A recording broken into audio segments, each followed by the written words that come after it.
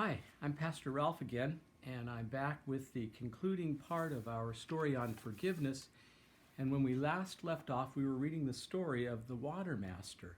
The water master had found water and he was bringing it back to the people in the city, and they were overjoyed. Let's reread a portion of it. I have water! I have water, he shouted.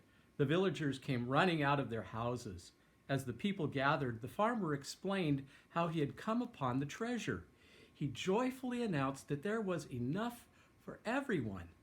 Drink all you want, he offered, and then, to the people's amazement, he picked up a bucket and doused a little boy. There is plenty, he proclaimed. Enjoy it. And with that, the people began to laugh and splash each other. For the first time as long as anyone could remember, there was enough water for everyone. After the celebration, the farmer announced his plan. I'll bring some water in every morning so each of you can have what you need. And that's exactly what he did. The farmer became the water master. Every morning, he loaded the buckets into his wagon, rode into town, and gave some water to the people. It was a new day. The water was free. The farmer was willing, and the villagers were grateful. Until one night when the farmer had a dream. In the dream, he saw the people taking the water and not being thankful. They would walk up to the wagon, snatch the bucket, and march away without a word of appreciation. When he awoke, he was troubled. As he rode into town, he resolved to give the water only to the grateful. Before he allowed the people to take their buckets, he announced, "From now on, I will not give water to those who aren't thankful." The people were surprised. Each person thanked him when he or she received the water. All was well until the farmer had another dream. In this dream, some of the people who were drinking the water were unkind to their neighbors and mean to their animals. The next morning, he was bothered again. He decided he would only give the water to worthy individuals. If you are mean to your animals or unkind to your neighbors, you will get no water, he decreed. The people looked at each other and were silent. They knew the bad people among them.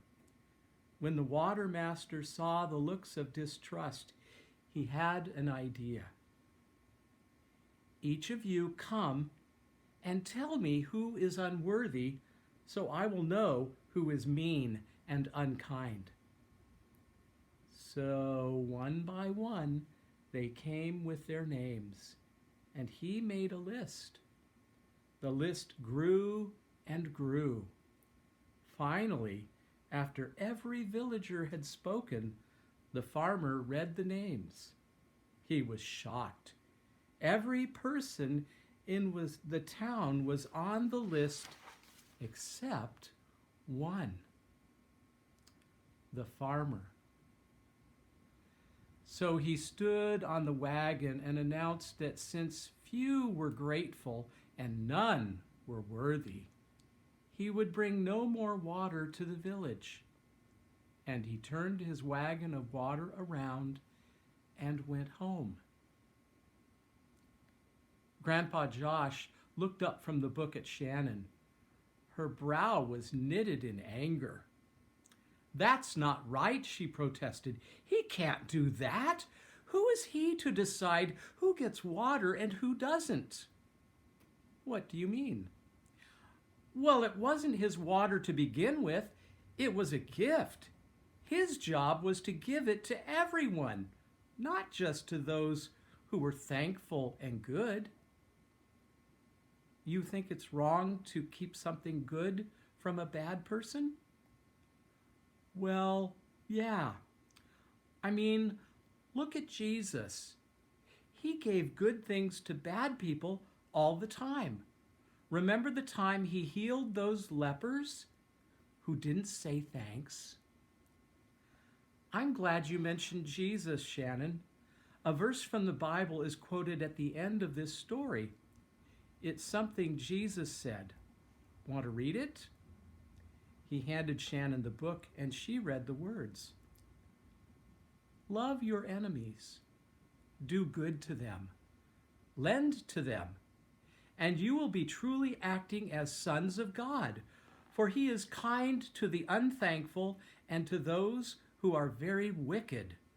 Luke chapter 6, verse 35. Shannon looked up quickly. That's exactly what I mean. Just because someone is mean, you can't be mean to them.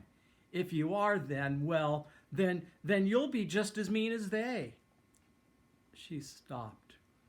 Her face softened into a slow smile. Jessica? Yes, Jessica, Josh replied. She's been mean. She sure has. But God has been good. As long as you live, Shannon, you will meet people like Jessica.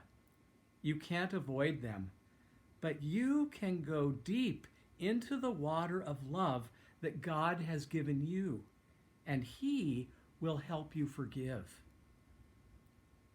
That's the secret? That's the secret.